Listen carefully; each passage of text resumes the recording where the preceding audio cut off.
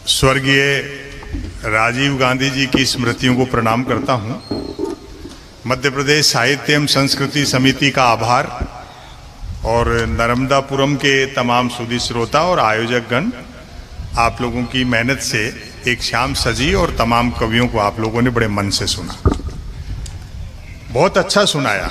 और मैं समझता हूं कि 35 साल के कैरियर में बहुत थोड़े से कवि सम्मेलन हुए होंगे ऐसे जो 7 चौराहों पर किसी पीपल के पेड़ के नीचे इस तरह देर रात तक बैठ करके। वाह वाह वाह, सही बात है सर, बहुत समय बाद पढ़ा है। ऐसा लगता है जैसे किसी कबीर की पीठ पे बैठे, बहुत आनंद आ गया। मैं माखनलाल चतुर्वेदी जी कर्मवीर पत्र निकालते थे और कर्मवीर के नाम से उनकी एक कविता भी थी। स्वर्गीय राजीव गांधी जी की स्मृति को मैं 4 पंक्तियां उनकी सुनाता हूं। त्याग और समर्पण के बिना कुछ हासिल नहीं होता कि बीज जब मिट्टी में मिल जाए वृक्ष तब उगता है हे मित्र, कलम से स्याही गिरती जाए पत्र पर उठता जाता चित्र। तो आज हम सोचें कि बिना त्याग और समर्पण के कुछ हासिल कर लेंगे, थोड़ा सुविधाजीवी हो गए 25-30 साल में, उस चीज का नुकसान आपकी पार्टी और सोसाइटी और देश सब भुगत रहे। तो थोड़ा हिम्मत रखिए, उत्साह रखिए, समय आता है जाता है। चुनावी राजनीति में सब चीजें कि होके मायूस ना आंगन से उखाड़ो पौधे, धूप बरसी है तो बारिश भी यहीं पर होगी। आज आपने कवि बहुत अच्छे बुलाए और मैं किसी भ्रम में नहीं हूं। अब आखिर में वही लोग बचे हैं जो या तो मुझे थोड़ा बहुत सुनना चाहते हैं, फिर जो दूसरों के साधन पर आए।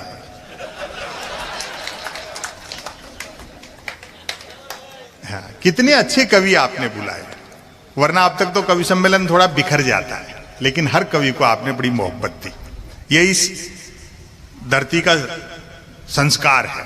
भवानी प्रसाद मिश्र, मैं गीत बेचता हूँ, सतपुड़ा के घने जंगल, जो हमने पाठ्यक्रमों में पढ़े, और परसाई जी का व्यंग बिखरा पड़ा है। नर्मदापुरम, नर्मदा नदी, यही बुधनी, टिमरनी, इटारसी, तमाम जगह मिलेंगे उनके व्यंग्यों में आपको। सरस्वती वंदना से शुरू हुआ कवि सम्मेलन, क्या बढ़िया मीठा स्वर था सुमन दुबे जी का। उनकी ट्रेन थी इसलिए उनको जाना पड़ा जल्दी, जोगी जी और वो चले गए। पिछले दिनों एक कवि सम्मेलन में फंसा। आजकल कवि सम्मेलन कैसे होने लग गए, यहां भी खूब होते होंगे। मैं कोई 20-25 साल पहले एक बार आया था यहाँ, एक बहुत बड़े मैदान में, स्टेडियम में शायद कवि सम्मेलन था। हाँ, क्या मीठा स्वर था। मैं पिछले दिनों एक कवि सम्मेलन में था, कवयित्री ने सरस्वती वंदना की और बहुत बेसुरा गा रही थी। वंदना के बोल थे, मां मुझे स्वर का ज्ञान दे। मैंने कहा भाई वंदना अपनी जगह है, मांग वाजिब है। कवि सम्मेलन वो अच्छा, वही कविताएं वही रचनाएं होती हैं हर रात, वो थोड़ा बहुत नया होता है, लेकिन कवि सम्मेलन हम लोग वो अच्छा मानते हैं जिसमें हम लोगों को संतुष्टि मिलती है। और आज का कवि सम्मेलन वैसा ही है। हर कवि को हम ऐसे सुन रहे हैं जैसे पहली बार सुन रहे हो। कुछ लोग शिकायत करते हैं, संपत सरल जी आपके 2-4 ऑडियो वीडियो क्या घूमे, आजकल आप पैसा बहुत लेने लग गए। मैंने कहा जी बात तो आपकी ठीक है, लेकिन आने जाने का किराया और साथ के कवियों को सुनने का मेहनता ना घटा दो तो बचता ही क्या है। कवि लोग परिहास में काफी महिलाओं के लिए कुछ बातें की, आप अन्यथा मत लेना। से परिवार आए हैं कई लोग, देखो देर रात तक बैठ करके सुन रहे हैं, अच्छा लगता है। और शादीशुदा हो तो पत्नी को साथ रखा करो, वरना मन की बात भी रेडियो से करते फिरोगे। स्त्री का त्याग संसार में पुरुष से बड़ा है। हम भले ही उसको धन्यवाद न दें, उसका आभार प्रकट न करें, ये अलग बात है, वो हमारी गृहस्थता है। वो पति ने डींग हाँकते हुए कहा, मेरा बड़प्पन देख जो तेरे से बिना देखे शादी कर ली। पत्नी बोली, मेरी भी हिम्मत देख जो तेरे को देखने के बाद भी मना नहीं किया। हाँ, वैश्विक परिदृश्य आप देखें, राजनीति का, अर्थशास्त्र का, सन्यासी व्यापार कर रहे हैं और व्यापारी सन्यास की सोच रहे हैं। हाँ। मूल मुद्दों की बात करो तो एक कैसेट बज रहा है 8-9 साल से। डीजल पेट्रोल हमारे हाथ में नहीं है, रुपया अंतरराष्ट्रीय कारणों से गिर रहा है, महंगाई बेरोजगारी के लिए कांग्रेस जिम्मेदार है, बाकी सारी समस्याएं नेहरू छोड़ गए, फिर भी कोई दिक्कत हो तो पाकिस्तान चले जाओ। अब ये कोई जवाब होते? और धीरे धीरे चीजें आ रही हैं सामने, कब तक करेंगे। अभी कुछ लोग कह रहे थे, अब श्रीलंका का हाल देखो आप, ये तो उस देश की दुर्दशा है जो पूरा सोने का था, हम तो सिर्फ चिड़िया थे। हा? लेकिन चीजें बदलेंगी, वक्त सब हिसाब किताब बराबर करता है। ये रास बिहारी जी कह रहे थे, बोले देखो किसी जमाने का फास्ट बॉलर रहे इमरान खान चले गए, मगर कुर्सी एक दिन सबके जाएगी, भले ही कोई कितनी भी तेज फेंकता हो। बहुत बढ़िया, बहुत बढ़िया भाई, बहुत बढ़िया। व्यापम की जिक्र कर रहे थे, मैं बताता हूं व्यापम क्या है। आवेदन एक ने किया, परीक्षा में दूसरा बैठा, इंटरव्यू तीसरे ने फेस किया, नौकरी मिली चौथे को और करता रहा पांचवा, वेतन छठे ने उठाया और पेंशन हुई सातवें की। अब आपकी तालियां उठेंगी, जबकि सातवें की डेथ तभी हो गई थी जब पहले ने अप्लाई किया था। भाई वाह। मेरी इमेज ऐसी बना दी फौजदार जी जैसे मैं मोदी जी का विरोधी हूं, जबकि 2014 के पहले आप लोगों पे व्यंग करते थे, और सरकारें बदलेंगी, जो नहीं आएंगी उन पे भी करेंगे, लेकिन ये सुनना नहीं चाहते। आपने किसी वाजपेयी को हंसते हुए देखा 9 साल में? वो गृह मंत्री तो इतने गुस्से में रहते हैं कि जिसको पीटने दौड़ते हैं उससे आगे निकल जाते हैं। हंसो, उल्लास करो, नेताओं पर ऐसी सब चीजें होती हैं। अखबारों में कार्टून तक नहीं छप रहा है सरकार के किसी मंत्री का, प्रधानमंत्री का, गृह मंत्री का, कोई कार्टून नहीं दिखेगा आपको, लेकिन रास्ता फिर भी निकाल लेंगे लोग बाग। अगर अखबारों में इस तरह से कार्टून छपना बंद हो जाएंगे तो पाठक लोग इनके फोटोओं को ही कार्टून मानना शुरू कर देंगे। रास्ता तो निकलेगा, जनता हंसे बिना थोड़ी रहती है। मैं तो अगर भूल से भी ये कह दूं कि मोदी जी 2019 में विकास के दम पर दोबारा जीत के आए हैं, तो भक्त लोग गुस्सा करते हैं, जूता निकालते हैं कि शर्म नहीं आती प्रधानमंत्री के बारे में झूठ फैलाते हुए। बढ़िया बात है। लेकिन मैं सहज रहता हूं, आप लोग भी सहज रहा करो। वो होमवर्क देने के लिए छोड़े हुए हैं, वो जो 18% वोटर है ना, ये जो तमाम जो भी कुछ हो रहा है वो उनको होमवर्क के लिए अटका के रखा है। उनको होमवर्क दो, फिर वो उनके विरोधियों को होमवर्क देगा, इससे उनका काम आसान हो जाता है, दूसरों का मूल मुद्दों से ध्यान हट जाता है। होमवर्क मत लो, उनसे बहस ही मत करो, मैं नहीं लेता हूं। अब एक ने कहा, बोले अब बनेंगे प्रधानमंत्री योगी जी, मगर जल्दी बनाया यार, कपड़ों का खर्चा तो कम हो। होमवर्क मत लो आप, सरकारें आएंगी जाएंगी, ये लोग भी भोले लोग हैं, ये भी इस्तेमाल हो रहे हैं, समय इनको भी समझा देगा। कोई इनके लिए अलग से पेट्रोल पंप थोड़ी खुलेंगे। हाँ, मैं सहज रहता हूं। 2019 में जब चुनाव परिणाम आना शुरू हुए तो गुजरात से मेरे पास एक फोन आया, बोले और सुनाओ क्या हाल चाल है, कि आप तो बड़े व्यंग करते थे, मोदी जी तो बढ़त ले रहे। मैं सहज रहता हूं, बोले और सुनाओ क्या हाल चाल है। मैंने कहा हाल चाल ठीक है और सुनाने का पैसा लेते हैं। बोले फिर जीत रहे मोदी जी। मैं कहा अच्छा, हमको भी नया नहीं लिखना पड़ेगा। होमवर्क मतलब। एक इनकम टैक्स के अधिकारी मिले, उन्होंने मजाक के मेरे मिलने वाले थे, बोले ऐसे तीखा लिखते हो सरकारों के खिलाफ। मैंने कहा साहब पहली बार थोड़ी लिख। बोले नहीं नहीं बहुत तीखा लिखते हो, किसी दिन छापा वापा वाले भिजवा देंगे। मैंने कहा साहब एक हिंदी के लेखक के घर में लाइब्रेरी में गबन के नाम पर मुंशी प्रेमचंद के उपन्यास गबन के अलावा क्या मिलेगा। और अगली पंक्तियों पर आपकी दाद उठेगी। जो मैं सहज रहता हूं, मैंने कहा ऊपर किसी के दबाव पे जबरदस्ती फंसाओगे तो हम भी बीजेपी ज्वाइन कर लेंगे। ये बढ़िया है।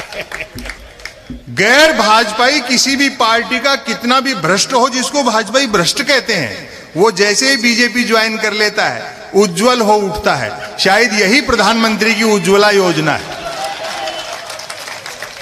सारी नैतिकताएं ताक पर रख दी, यही सारे विषय हैं। तो हम तो लोग देखते हैं कि इसलिए नहीं चुनवाए तकदीर ने तिनके कि जब बन जाए नशेमंद तो कोई आग लगा दे। वो आजादी के दीवाने इसीलिए फांसी पे झूले थे ऋग्वेद से चले थे, हनुमान चालीसा तक आ गए।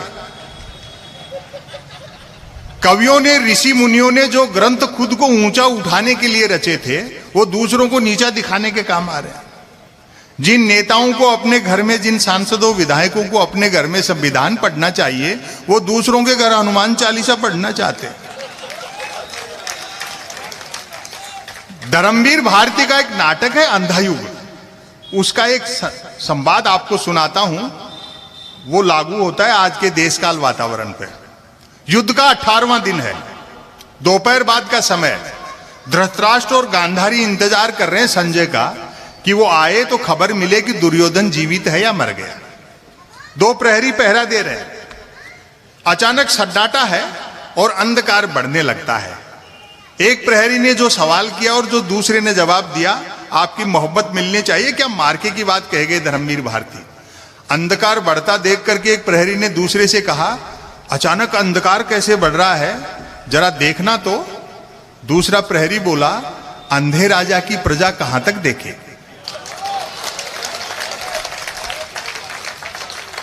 तो जैसा राजा वैसी प्रजा। एक रचना आपको सुनाता हूं, बड़ी मोहब्बत दी आप लोगों ने। वैसे तो सब आप YouTube लोग पे सुनते ही रहते हैं, लेकिन आमने सामने सुनाने का एक अलग आनंद है। और तबीयत खुश हो गई आज, जैसा आपने कवियों को सुनाया सब लोगों को। चाहेंगे तो 2 रचना सुना दूंगा। हाँ 5। अच्छा 50 किलोमीटर से आए और इतनी दूर जाना भी। वो तो नहीं सोच रहे हैं। हाँ, हम तकनीक के दौर में जी रहे हैं। यहां विभिन्न जाति, भाषा, धर्म, संप्रदाय के लोग बैठे हैं और विभिन्न पार्टियों के बैठे हैं, ऐसा मैं मानकर चल रहा हूं। आपकी विचारधाराएं कुछ भी हो सकती हैं, लेकिन सत्ताएं आएंगी जाएंगी। इन कवियों को सुनो। इस अंधेरे समय में यही एक जुगनू है जो थोड़ा टिमटिमा रहा है। कल को सत्ता बदलेगी और ये लोग बदले की भावना से काम करेंगे, तो आपकी पैरवी भी यही कवि और शायर करेंगे। ये मत सोचो कि ये इन्हीं की आवाज उठा रहे हैं, हमारे खिलाफ बोल रहे हैं, ऐसा नहीं है। भक्ति भाव गलत है। भक्त जानते हो आप, कई लोग उसको अंध भक्त कहते हैं, जो मैं गलत मानता हूं। भक्त कहने के बाद उसमें अलग से अंध लगाने की जरूरत नहीं है। हाँ, भक्त उसको कहते हैं जिसके आंखें तो होती है लेकिन दृष्टि नहीं होती, और वो हर पत्थर को देवता मानता है। अभी बाबा रामदेव जी ने तो कल उनको राष्ट्र ऋषि कह दिया, देव का अवतार कह दिया। ये इंतहा है। वो भी मनुष्य हैं, वोट मिले हैं, चुनाव जीत करके आए हैं, कल दूसरे आएंगे, सब चीजें चलती रहती है। देवता नहीं होता है नेता, और मानना भी नहीं चाहिए किसी भी पार्टी का हो, लेकिन भक्ति ऐसी होती है, हर पत्थर को देवता मान लेता है, अंधभक्ति में डूबा हुआ। वो एक भक्त तो माइलस्टोन को देवता समझ करके नारियल चढ़ा रहा था, मील के पत्थर को। तो किसी ने समझाया, भाई जिसके नारियल चढ़ा रहा है वो तो मील का पत्थर है, देवता नहीं है। वो अंधभक्ति में डूबा था। बोलो नहीं, है साक्षात देवता है। देखो इसने यहीं से बता दिया कि दिल्ली 250 किलोमीटर है।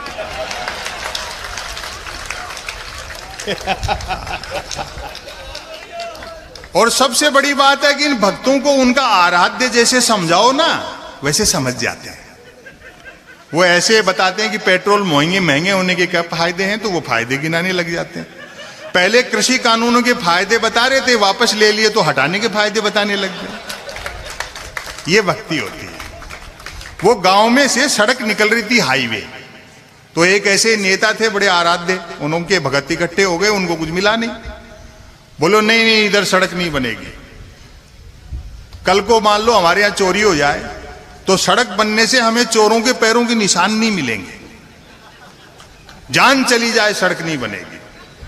बात ऊपर तक पहुंची, कंपनी के लोग आए, आराध्य को बुलाया गया, उसकी सेवा पूजा हुई, उसने अपने भक्तों को समझाया। और फिर देखो कैसे समझे। भक्तों को बोला, वो आराध्य देखो तुम उल्टे घड़े की पीते हो ना, हर बार उल्टा सोचते हो। मान लो तुम किसी के यहां चोरी कर लाओ,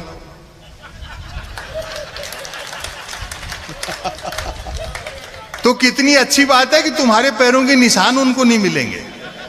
सारे भक्त घर से गैंती फावड़ा परात उठा लाए, बोले जान चली जाए, सड़क यहीं बनेगी।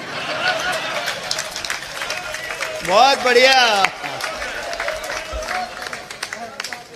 और भक्त को अंत में हासिल कुछ नहीं होता है। परसाई जी का एक लेख मुझे याद आता है, परसाई जी की जमीन पे खड़े हैं तो इसलिए बताना चाहते हैं। परसाई जी एक लेख में कह गए हैं भक्त की अंतिम स्थिति। लंका फतेह हो गई, सीता को ले लिया, राम लक्ष्मण सीता विभीषण के पुष्पक विमान में बैठ करके अयोध्या आ गए।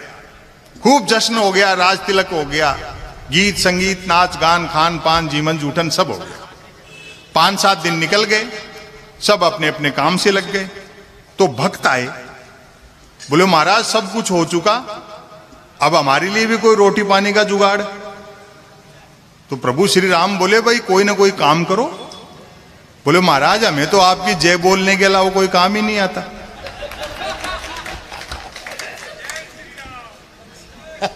तो राम वो नहीं है। मैं तो कहता भी हूं कि राम का नाम 2 ही जगह काम आता है, पहली बार किसी से मिलने पर और आखिरी बार किसी से बिछुड़ने पर। आज आडवाणी जी के समझ में आ गया ना कि राम किसी मठ में नहीं घट में रहते। कितनी सफाई से एक भला आदमी इस्तेमाल हुआ। उनको थोड़ी पता था कि मोदी जी पांव छूने के बहाने जमीन खींच लेंगे। ऐसे ही एक सिस्टम है जो इस्तेमाल करता है। आप क्या सोचते हो कि राजा का चुनाव प्रजा करती है? गहराई से अर्थशास्त्र देखो पूरी दुनिया का, 10-12 मल्टीनेशनल कंपनियां मिलकर के जिसमें चाबी भर देती हैं वो खिलौना चल पड़ता है। आप क्या खाते हैं पीते हैं ये तो छोड़ो, आप क्या पढ़ते हैं क्या सोचेंगे ये तक कोई और तय कर रहा है। मुंशी प्रेमचंद की कहानी ईदगाह इसलिए पाठ्यक्रम से हटा दी गई कि गांव में मेले लगेंगे और हामिद अगर दादी के लिए चिमटा मेले se खरीदेगा तो मल्टीनेशनल कंपनियों के ब्रांडेड चिमटे ऑनलाइन कैसे बिकेंगे? भाई भाई 2 चीजें हैं, बाजार और बाजारवाद। बाजार हर युग की जरूरत है। जब हम सभ्यता के प्रारंभिक दौर में रहे, सब बाजार उसमें भी किसी न किसी फॉर्मेट में शक्ल में रहा होगा, लेकिन दोनों में अंतर है। बाजार का मतलब है जरूरत के हिसाब से चीजें बनाना और बाजारवाद का मतलब है चीजें बना करके जरूरत पैदा करना। वो चाहे कहीं के चुनाव हो, चाहे यूक्रेन और रशिया का युद्ध हो, सब बाजारवाद की देन है उनको अपने हथियार खपाने। तो जो चीजें हैं उनको गहराई से समझो और नेता को चुनने से पहले तोलो। मोहब्बत रहनी चाहिए। दुनिया शांति और भाईचारे से चलती है। जंगल में आग लगती है तो न तो वो बरगद बचते हैं जो हवा को आंधी में बदलते हैं, और न वो बांस बच पाते हैं जो आपसी रगड़ से चिंगारी पैदा करते हैं। ये अपना काम करके निकल लेंगे, भुगतना सोसाइटी को पड़ेगा। एक रचना मैं आपको सुनाता हूं। मीडिया के बंधु यहां बैठे हैं? चलो, मैं क्षेत्रीय पत्रकारिता का बड़ा सम्मान करता हूं। ये बड़ी मेहनत से काम करते हैं, लेकिन वो छपना या दिखाना कहीं और से तय होता है। ये रात भर कवि सम्मेलन में अच्छा सुनेंगे कि यार जन भावनाओं की क्या अभिव्यक्ति है इन कवियों के पास, और बहुत बेहतरीन रिपोर्टिंग करके ले जाएंगे, लेकिन वहां कुछ और ही छपेगा। बोले विज्ञापन आ गया, ये छोड़ कविता क्या लिखता है यार। चौथा पेज का विज्ञापन मिलता है तो ये सब चीजें कर देते हैं। लेकिन ठीक है, आप अपना काम ईमानदारी से, थोड़ी बहुत गुंजाइश कहीं की निकाल लिया करो। हाँ, क्षेत्रीय पत्रकार मेहनत से काम करते हैं, बाकी जो वहां बैठे हैं वो तो आप सब देख ही रहे हो। वो पत्रकारिता का समय देखो, सुनो भाई साधो ये माजरा क्या है, ये कालम छपते थे परसाई जी के, क्या बात, प्रतिदिन क्या बेहतरीन व्यंग्य होते थे उनमें। नवा टाइम्स के अंतिम पेज के बाएं कोने पे शरद जोशी का प्रतिदिन छपता था और अखबार वहां से शुरू होता था।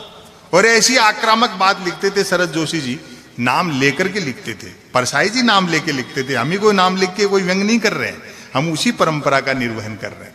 यहाँ का तो मुझे पता नहीं, हमारे यहाँ तो अखबार 3 चीजों के लिए पढ़े जा रहे हैं: बिजली कटौती, उठावना और राशिफल। और रोज नए निकलते हैं। एक दिन तो अखबार के दफ्तर से 2 लोग आ गए, बोले संपत सरल जी नया अखबार लॉन्च कर रहे हैं, आप भी ग्राहक बन जाओ। क्योंकि अखबारों का कोई पाठक तो बनता नहीं, ग्राहक ही बनते। 1 रुपए में 16 पेज। और जो मैंने जवाब दिया, मैंने कहा भैया रुपया चाहे एक की जगह 2 ले जाए, लेकिन 16 पेज खाली दे जाए कर। फिर मैंने रिसर्च की कि इतने अखबार बिकते कैसे हैं। तो अचानक एक दिन एक अखबार के दफ्तर से फोन आया, बोलो संपत सरल जी आज आपका नाम हमारे अखबार में छपा। मैं बड़ा खुश हुआ, जी आपका अखबार कहाँ मिलता है? बोले हमारा अखबार कोई होकर नहीं बांटता है, जिस किसी का नाम छप जाता है दिन भर वही खरीद खरीद कर बांटता है। जिस मीडिया को जनता के लिए मोमबत्ती होना था वो सत्ता के लिए अगरबत्ती हो गया।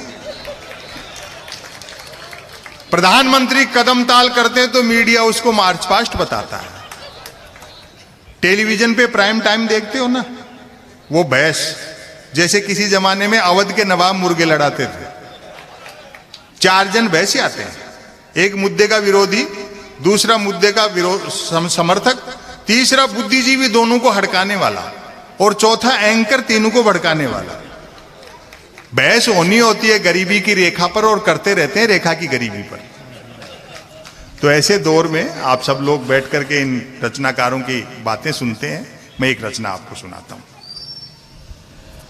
बैठिए बाबू जी, कोई बात नहीं। ये तो धड़ल्ले से जा रहे हैं, मेरे टाइम तो कई लोग बंद मोबाइल कान के लगा के निकलते हैं।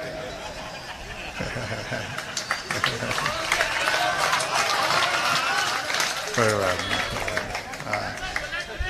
वो भी सुना दें। बुलेट ट्रेन भी खूब यूट्यूब पे सब पड़ा है। हमारे पास कुछ नया नहीं है, हम लोग तो इसलिए सुने जा रहे हैं कि आप लोगों की याददाश्त कमजोर है।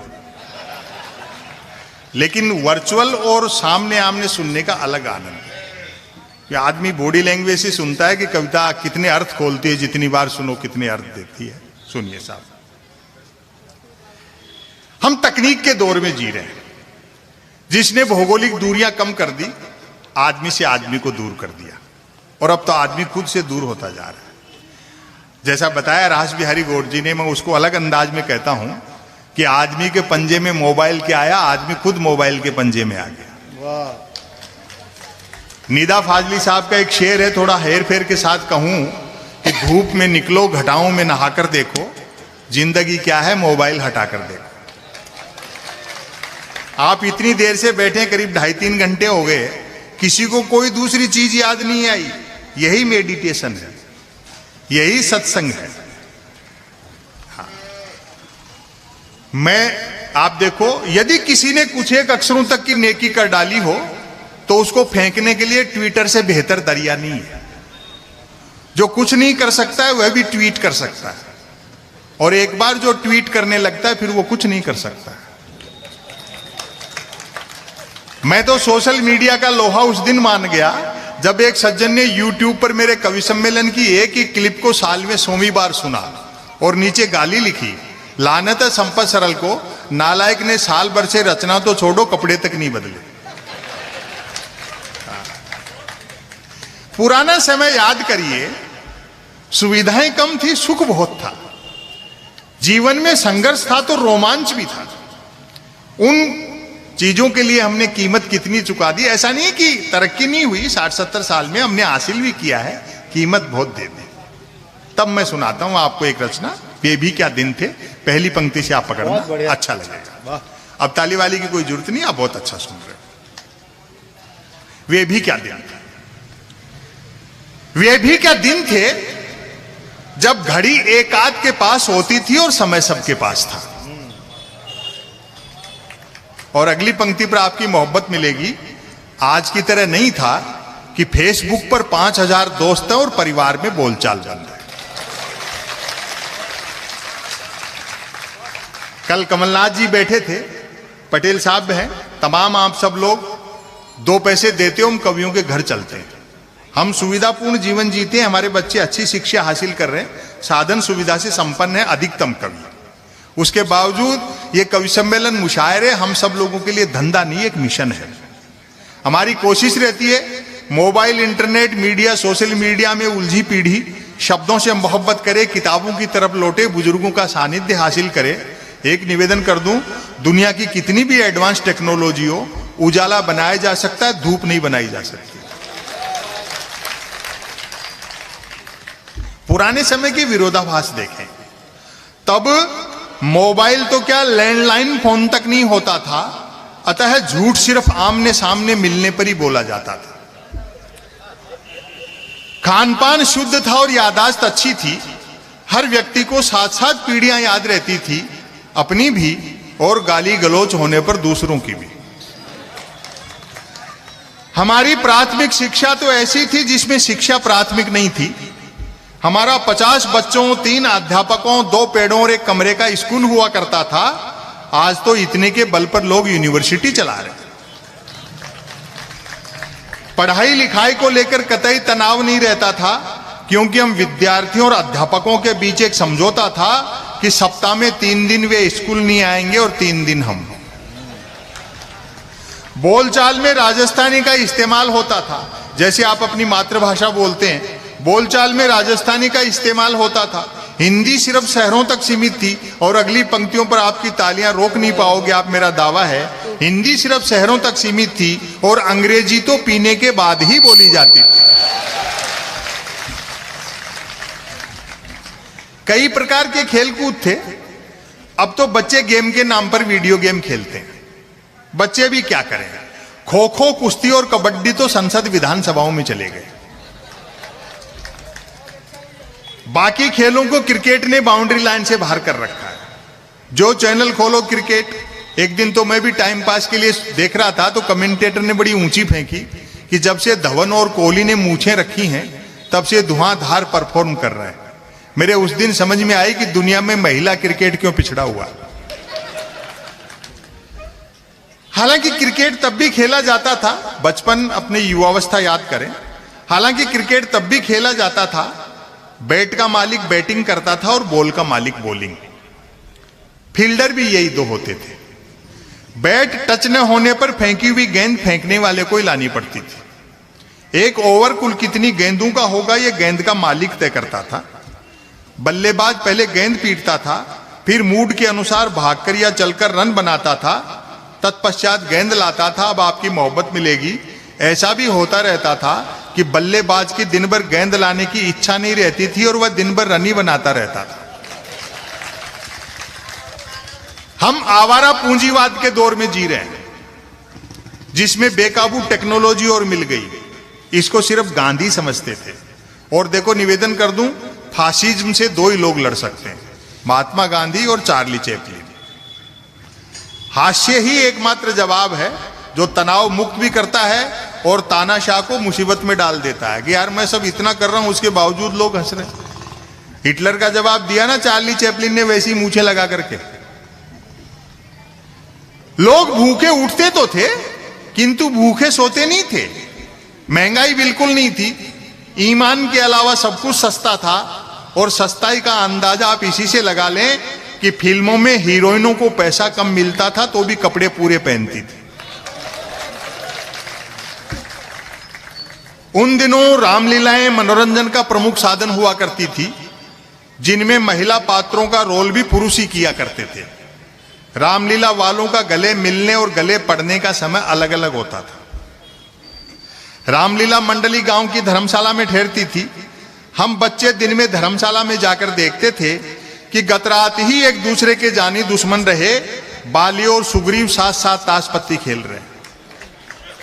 शूरपनखा मंथरा के लिए चाय बना रहा है, और अब की बार आपकी तालियां फिर उठेंगी।